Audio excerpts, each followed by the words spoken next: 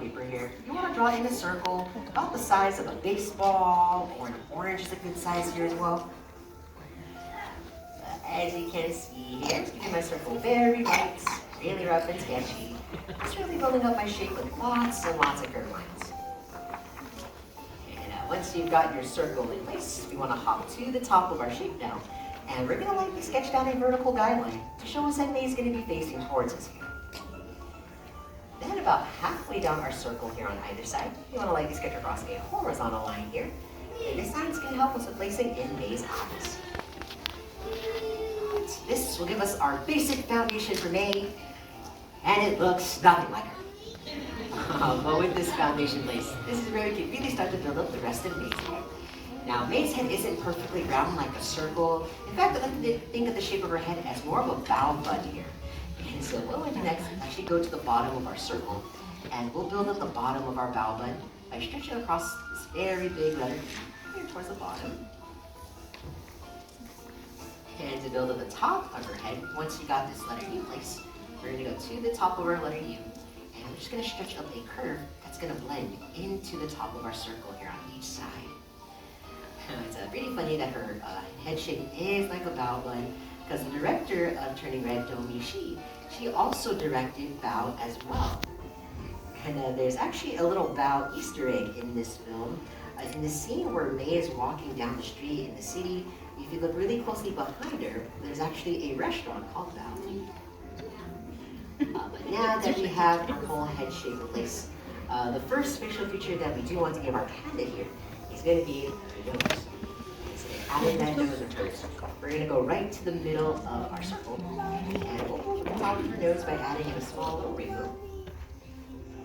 And I like to think of the shape of her nose as this rounded triangle, kind of like a really tiny guitar pick, or if you're hungry, just a very tiny Dorito chip here. And since her nose is that darker brown color, we can even shade this in nice and soft. May's nose does rest on a snout, and so to add in her snout here, we're going to be drawing in the same shape of her nose, but going the opposite way this time. And so I'll build up the bottom of the snout, adding in the letter U. And from the end of that letter U, we'll bring a curve up to our center guideline here on this side. I also like to think of this shape as a really big, kind of like a Japanese rice ball. With May being a red panda, she does share similar features to like a dog and cat as well. And one of those features is that little line that dogs and cats have below their nose. So go ahead and darken in that center guideline. Now, May's a pretty happy character through most of this film, especially when she gets that chance to see Four Town. And so we're going to give her this nice, big, open mouth smile. We're going to go to the bottom of her snout. And we're going to stretch out a couple of rainbows here on each side. But the best way that to describe the shape of May's mouth, you want to think of this as a very big Cheeto puff. And so what we're going to do next, with those rainbows in place, we're just going to connect these together at the bottom. By just following our favorite circle line here. One of my favorite things that caught my eye when I saw this film for the first time was just how amazing the food was, especially when May's dad is doing that cooking. When Domi was creating this film, she was very much inspired by a lot of Japanese anime and Hayao Miyazaki films. And when she was trying to think of a title for this film, she originally wanted to name this movie My Neighbor Toronto. Now, with her mouth in place, we are going to be seeing May's upper row of teeth and her tongue here too. And so to add in her teeth here, we're going to go to the top of her mouth. And on the inside, we're going to lightly stretch across. Just a very stretched out letter U. But we want to keep this row of teeth nice and light. Since we are drawing May in her panda form, we are going to be adding in her little canine fangs next.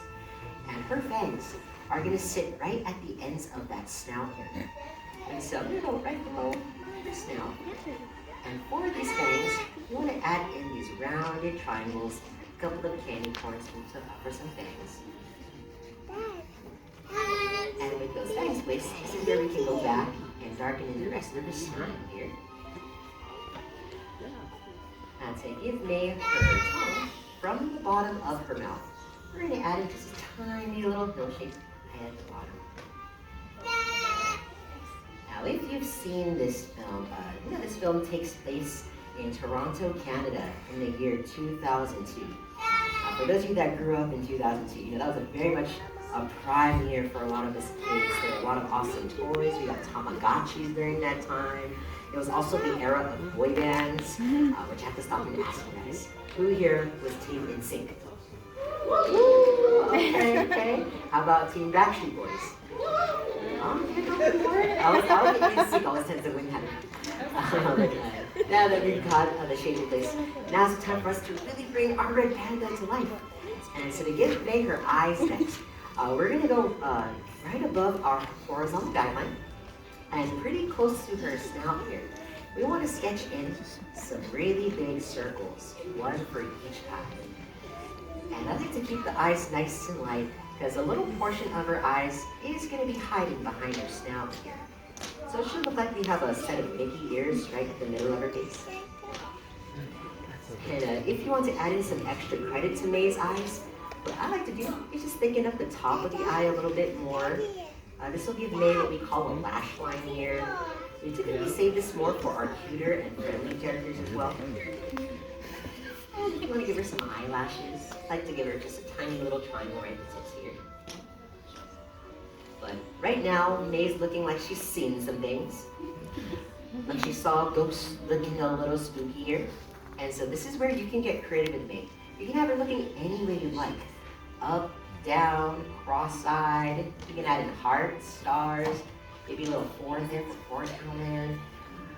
If you want to give those nice classy pupils, just right on the inside of each eye, I went ahead and draw in a couple of bigger circles. And since the eyes are really where we as the audience connect with our characters, I have to go back in, push down just a little bit harder on my pencil, and I'll bring all of that attention and focus right inside your eyes. So now that we've got our Red Panda nice and awake, to give May some eyebrows next, we want to hop right above her eyes. And her eyebrows are these two tiny teardrop shapes. And so I'm going to go right above her left eye here. And I'm going to add in this sideways letter B.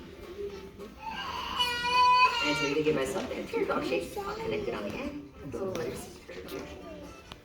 And once you've got that first eyebrow place, I'm going to copy that on the right hand side here too. Sideways letter B. And we'll close this off. Another letter C curve. Now, since May is a red panda, red pandas do have these white markings, little stripes on the sides of their face. And so to add these in for May, we're going to go right to the side of her smile. And we're going to build up the front of the stripe by following the curve of the smile here on the side. So it's adding in a couple of stretched out letter C curves, like you see here on the sides. And these stripes are shaped like shark fins or even ocean waves as well. So from the top of that letter C, you want to flare out a little rainbow. We'll connect this to the sides of her head here. Right now, May is still looking more like a little bow bun. The next feature we want to give our red panda here is going to be her ears. Now, her ears sit at a 45-degree angle, just like Mickey Mouse's. And the easiest way that we can find that angle here is if you go right to the middle of her face. Imagine a really big letter V going right through the middle. It's about halfway between your guidelines here on either side. And I'll even lightly sketch this in so you can see that rough 45-degree angle. And for her ears, you just these very big triangles, a couple more Cheeto chips. And so from that 45-degree angle, I'll lightly sketch in one big triangle here for each ear. I want to keep these ears nice and light, for now anyway, because we are going to be seeing some folds on the inside of May's ears. So once you've got the outer part of the ear in place, to give May the inner fold of the ear now, you just want to go to the tip of the ear, and on the inside, add in a small letter C curve, little parenthesis on the deep inside of each ear. And she does have some white markings on the tips of her ears. So right on the inside here, I'll follow that with one more letter C curve, a little tinier here on each side. And we're almost finished with our sketches of Mei Mei, but the last we should want to give our red panda here is some fur. She is so fluffy, in fact, that even her best friend, Abby, she says, she's so fluffy. And so they really added that fluff for her. We're gonna go to the insides of her ears here. And we're gonna sketch in some blades of grass, a couple of sharp fins on the inside. I could add in two to the inside of each ear. And she also does have some more white fluff on the sides of her face. So we can go on to the sides here. And a couple more. And once you've got this fluff in place, really the last little bit of detail we want to give Mei Mei here are going to be her whiskers. Now, her whiskers are a lot different from her hands. They're a lot more scraggly, a little more jagged. And they're going to sit right on the inside of these white stripes. And so we're going to go back in with a shaky hand. We'll add in 3 little whiskers on each side. And with the whiskers in place, that's going to be the last step that you need for your sketches of Mei Mei. And so this is the time in your drawings when you want to go back in, do some touch-up work, darken in any lines that might have faded away in the drawing process. Love to stand out nice and dark. Since she is that nice bright red, I would like to go back in, just softly shaping the inside of her head here. Really, the last mark of any artist truly needs to leave all their work before it's complete, though, are going to be their signatures. So make sure you do find a spot somewhere next to your red panda. And go ahead and sign big and proud, because you have to sign by your very own important Mei Mei. All right, now in the end, did you all have fun? Yes. That's the most important part about drawing, just really having fun here. Well, before we say goodbye, let's see all of our amazing red pandas here today. So you're gonna have a quick little art on the canopy, with all tuition boards high in the ground. And take a moment to look around, because you're on your name a little differently.